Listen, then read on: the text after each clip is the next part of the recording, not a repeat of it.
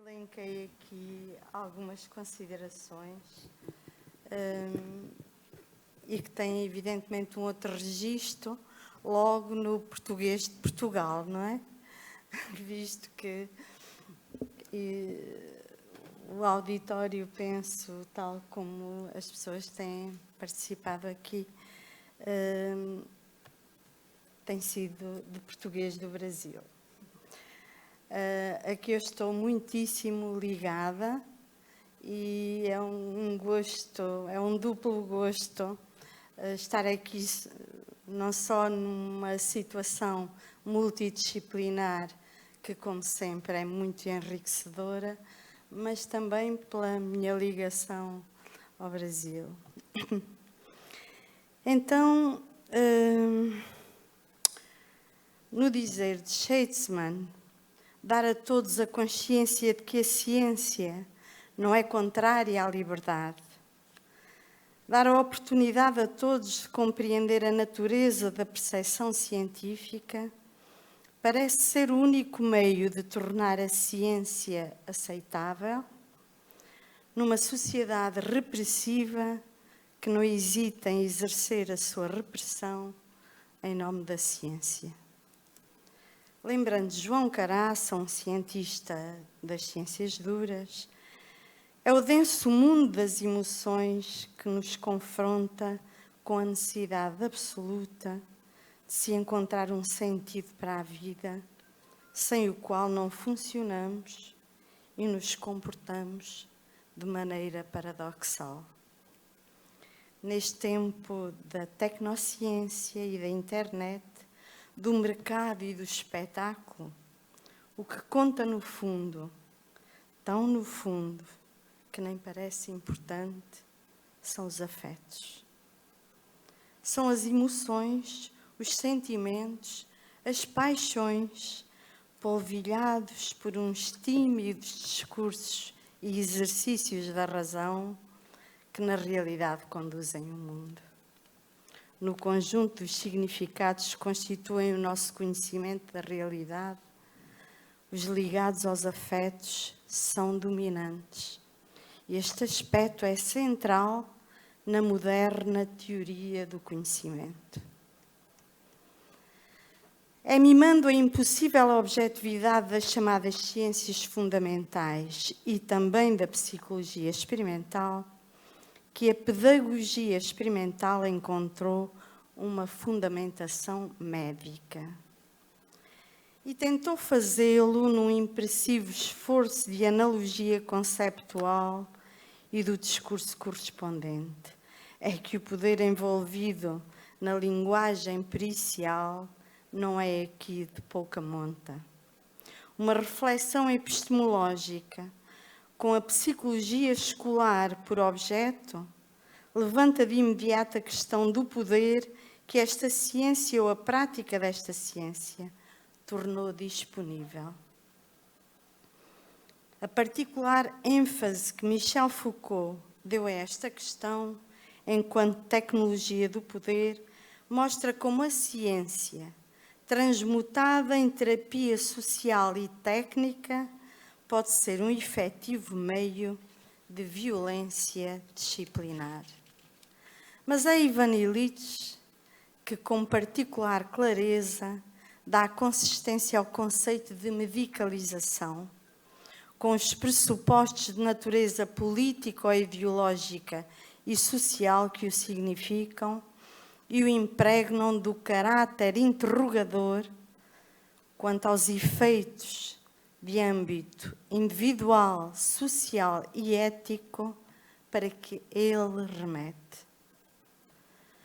Usando o termo para se referir à crescente apropriação dos modos de vida das pessoas pela medicina moderna, é a sua crescente influência e a sua crescente influência em capturar os diferentes campos da atividade humana. Na sua obra Nemesis da Medicina, Illich desfere uma dura crítica ao uso excessivo de medicamentos e à amplidão das suas consequências. No que diz respeito à medicalização da educação escolar, a atual situação da abrangência naturalizada e politicamente legitimizada, da transposição para a educação do modelo diagnóstico-tratamento e o apelo à via medicamentosa configuram e ilustram essa amplidão. Daí a inquietação ética que nos desafia a interpelar e a denunciar o caráter exponencial do deslocamento da procura de soluções educativas para o do campo das soluções psicologizantes e medicalizantes. Entretanto, a atração da escola pelo discurso médico e psicológico subsiste e intensifica-se. Os valores que vão introduzir são os das diferenças de competências, diferenças de velocidade nas aprendizagens, distúrbios da personalidade e da atenção, os abençoados dislexia, disgrafia, disortografia, discalculia, descartada a reflexão da dispedagogia que lhes corresponde, e a avassaladora hiperatividade. Pondo as causas dos problemas escolares dos estudantes no seu passado recente ou ainda na sua herança genética, o eminente geneticista Axel Kahn, a este respeito, e num rasgo de ironia, fala da necessidade de protegermos as crianças da tirania dos genes. E alerta-nos para que a visão de um gene comandando um comportamento complexo, como os que conduzem à agressividade, à violência, à delinquência, à pedofilia, é absurda e falsa. É claro que uma tal afirmação não vem negar a influência das propriedades biológicas do nosso cérebro sobre a vida psíquica. Em contrapartida, ela desvia-se do estereótipo reducionista de um determinismo genético do destino de cada pessoa. A este respeito, o olhar que se oferece à criança estrutura a sua identidade subjetiva, a melodia da sua sensação de existir. E no exercício crítico, às abordagens condutivistas, as autoras referem-se aos efeitos, Jean Pin e Vidal, referem-se aos efeitos das profecias autorrealizadas em consequências que poderíamos aqui ilustrar largamente no terreno da nossa própria prática e reflexões. Logo que a prevenção se posiciona contra uma ameaça anunciada, o risco de... Logo que ela não é uma demarche no âmbito de um projeto futuro, ela cai na predição e nos seus efeitos nocivos. Convocando o Comitê Consultivo Nacional de Ética do Estado francês, uma medicina preventiva que permitisse ter a seu cargo de maneira precoce e adaptada as crianças que manifestem um sofrimento psíquico, não pode ser confundida com uma medicina preditiva que aprisionaria paradoxalmente estas crianças num destino que não teria sido, para a maioria delas, se não tivessem sido precocemente despistadas. O perigo é, com efeito, o de se produzir uma profecia autorrealizada, quer dizer, o de fazer acontecer o que se predisse na forma que foi predito. Deslizando entre indicadores de risco, critérios de risco, famílias de risco, as grelhas que conformam este cuidado antecipador depressa se rapa para crianças em risco.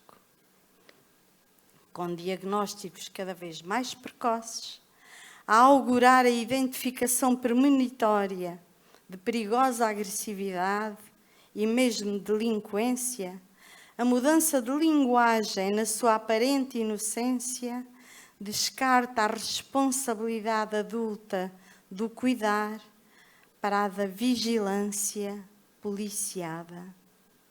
Em vez da criança, o menor, cada vez mais precocemente imputável.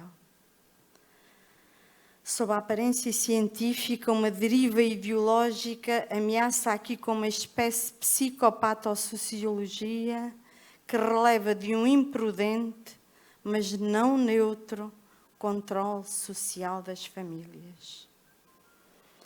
Em Para uma Clínica baseada na clínica, Carlos Rey refere que, em 2005, é o próprio presidente da Associação Americana de Psiquiatria que chega a lamentar que, como coletivo profissional, tenham permitido que o modelo biopsicossocial se tenha convertido no modelo bio.